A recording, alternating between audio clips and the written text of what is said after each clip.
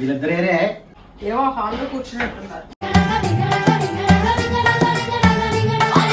అమ్మ అక్కడ అంత పని చేస్తుంటే ఇక్కడ కూర్చొని టీవీ చూస్తున్నారా? నాన్న ఎందుకు ఈ బింకం, నాన్న ఎందుకు ఈ బింకం, ఇంకా చాలించు పంతం, నాన్న ఎందుకు ఈ బింకం, ఇంకా చాలించు పంతం, జాలి కాస్త చూపించు ఇక మా పైన కొంచెం, జాలి కాస్త చూపించు ఇక మా పైన కొంచెం, డిసిప్లిన్ చూస్తుంటే